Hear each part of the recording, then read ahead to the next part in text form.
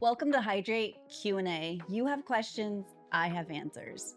So a lot of you guys have sent in questions of things that you want to know about your health, about me, a various plethora of really interesting questions. So let's get started.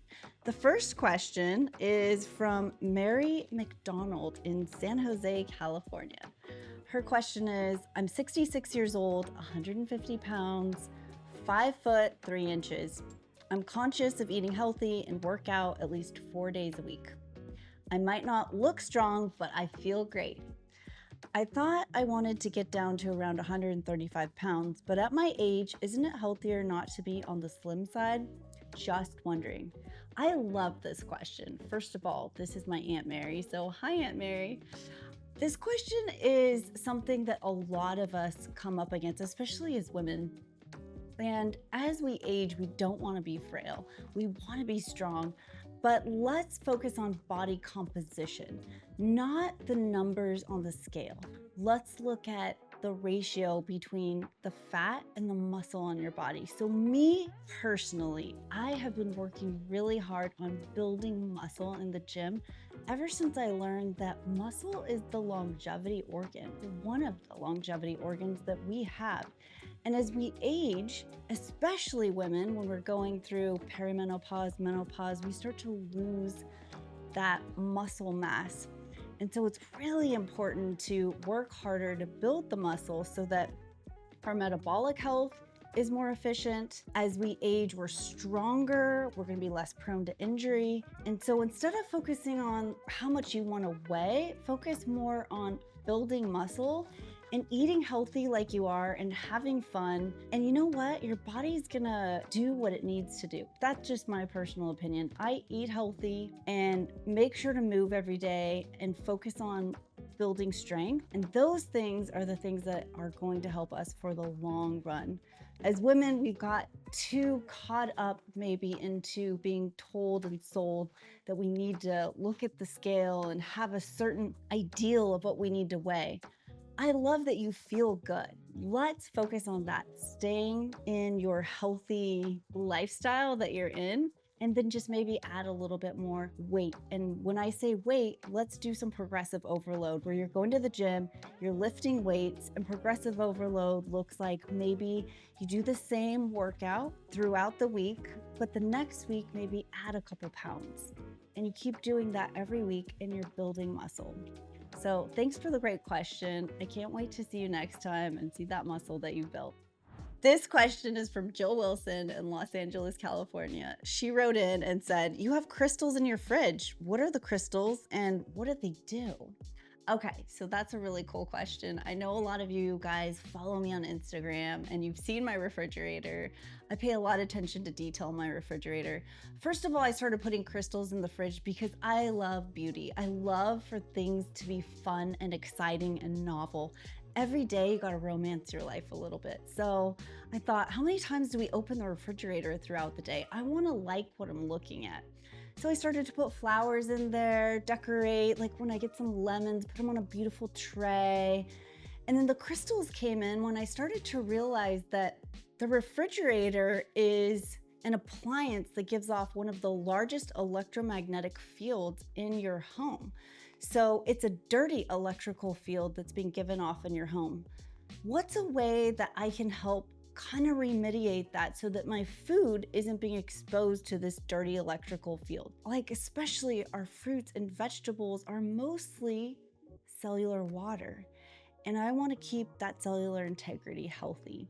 So the best thing that I thought I could do is, we have remediation all around the house for non-native electrical fields and dirty electrical. But I take crystals, I put them outside during the full moon, charge them up in the sun, and then put them in my refrigerator. Who knows what it's doing? I haven't tested it, so I'm not sure, but at least it looks pretty at the end of the day.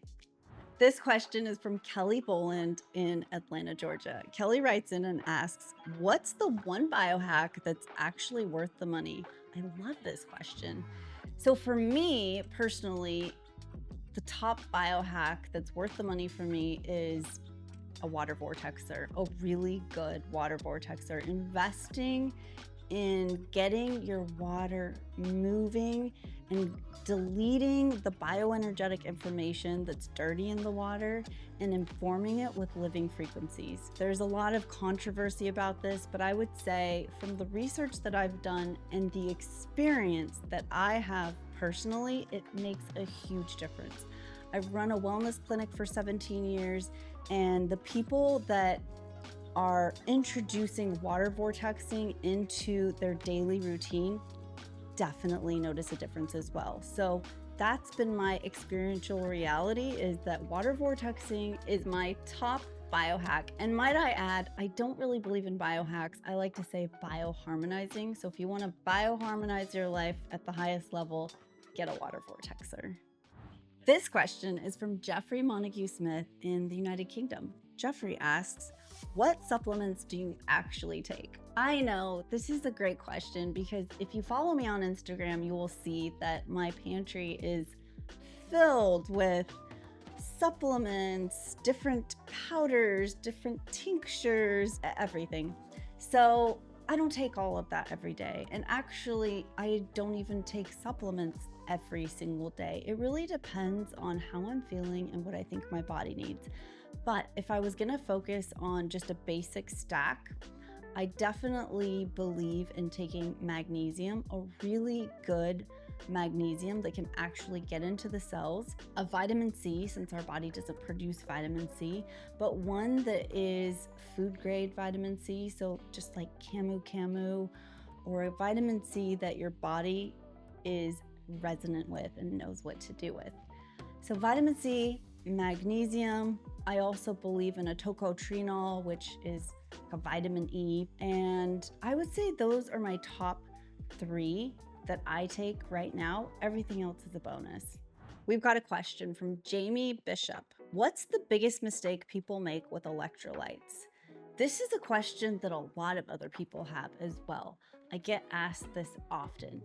So my biggest thing is that the sodium and potassium is not in balance. A lot of these electrolyte companies are adding a lot of salt, and then what's happening is we're building up a lot of extracellular water when you're drinking too much salt that's not balanced with the potassium during the day. So what does too much extracellular water equate to? Bloating and puffiness in your face and your tissues. We don't want that. We want the water to get into the cells. And so we need the sodium potassium to be balanced. A lot of these companies are going way over with the salt. So like LMNT, it tastes delicious, but there's a lot of salt in it. So that's a great thing to have in the morning. Have extra salt in the morning so that you can get your elimination going, because if you have an electrolyte that's abundant in salt, you're gonna eliminate more. So wonderful to have in the morning, but to have throughout the day, all day, if you're not running a marathon or sweating in the sauna, it's a little too much. All right, this question is from Chad W. in Los Angeles, California. Chad writes in and asks, what diet do you subscribe to? Is it raw, vegan, paleo? Chad, great question. I've been all over the gamut. I even was raw vegan for 3 years. I went to school to become a living food chef, and I love the idea of eating food that has its enzymes intact, eating living foods that are in season. During that period, though, I had the least amount of energy I've probably ever had. And when I look at photos of myself, my skin just wasn't as vibrant. So it was a great diet for a short period of time to cleanse, but for a long period, my body wasn't optimal without having without having animal protein. So now my diet is really focused on what's local, what's fresh, and something that I can just put together in my kitchen. I don't like to go out to eat very often. I like to really focus on going to the farmer's market, getting local meats that are fresh and local fruits and vegetables that are fresh, and making something that's super delicious from that. So I don't subscribe to any particular type of diet per se. I subscribe to eating whole foods that are fresh and in season.